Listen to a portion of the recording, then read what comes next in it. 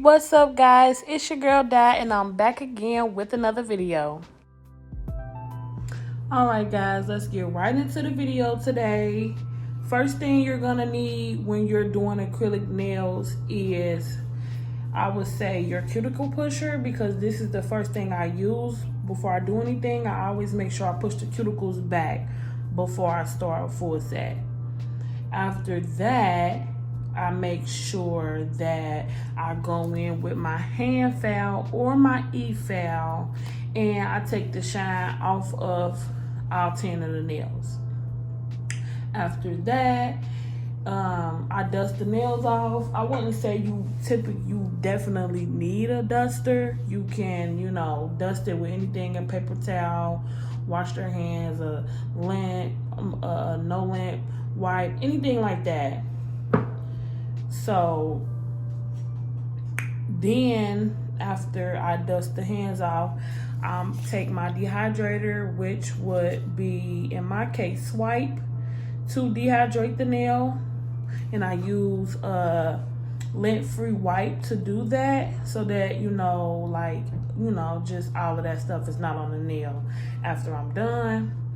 Then so if I'm using forms, I'll go in and take my protein bond, which would be technically a primer but if you don't use protein bond, it would be a primer. You go in and prime each nail. Personally, if you're a beginner starting out, I would recommend to prime the nails twice. So after you prime the nail, you put your nail form on, or if you're using nail tips, you would put your tips on first, then dehydrate and prime, but I'm just trying to go in order. So you're gonna need nail tips. I typically use clear nail tips, but I also use the natural ones, but you'll pretty much figure out what is the best tips for you to use. And you're gonna need nail glue if you're using tips. And I use the KDS nail glue. It's literally the best nail glue I ever used. So I use this.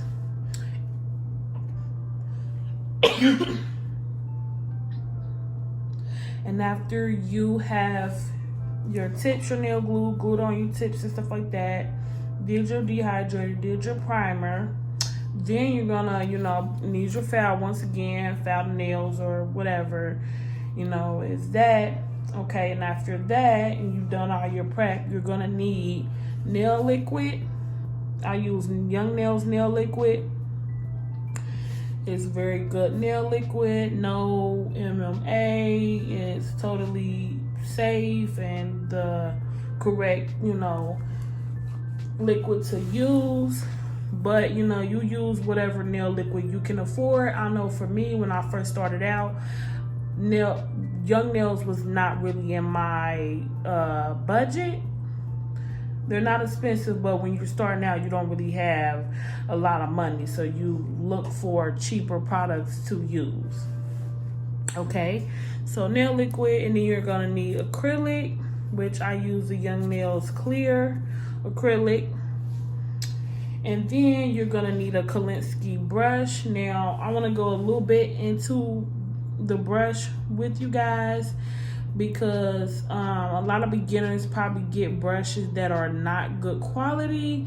And honestly, I can say for a beginner, you don't want a brush that's not good quality. You want to get a brush that is 100% Kolinsky, and that's just what you need. If you go and buy those cheap brushes, they're not going to last long, because considering you're a beginner, it's just, I couldn't work with those brushes. I think somebody that's more on the professional side could possibly work with one of those brushes, because to constantly clean it. But for someone that's a beginner, you definitely want a 100% Kolinsky brush. Now, as far as Amazon, I really don't know how to purchase good brushes off of there, or what brushes to purchase, but I know for sure, you can go on different little sites. Like Young Nails have a brush you can buy from Valentino. Alpha Brush, you know, places like that. I get my brushes from my nail warehouse, but you do have to be licensed to purchase from there. So those are just places that you can go where you don't have to worry about having a license.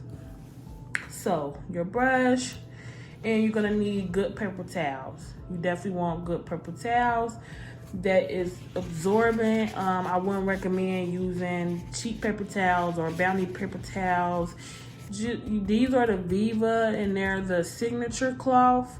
And I know a lot of people use the blue paper towels also, but this is my go-to when it comes to working. I buy these specifically just for me to do nails. You're gonna need a nail file if you know your client's nails were a little long, just to clip them down, or you know when you use the nail tips, if you know to get it to the desired length. So you're gonna need a nail clipper. Of course, you're gonna need a dapper dish to put your liquid in. And then, you know, once you get the nails done, you're gonna need a buffer before you go in and put any top coat or anything. So definitely buff your nails, get the scratches out. And then you're gonna need a top coat, no matter if you wanna leave the nails clear or whatever the color acrylic you have, you're gonna still need a top coat to just, you know, give it that finishing look. And this is the only top coat that I use. I get it from Amazon, and it's literally the only top coat that I will purchase for my clients or myself in general. I love it. It's great, and I wouldn't want to switch and go to any other top coat.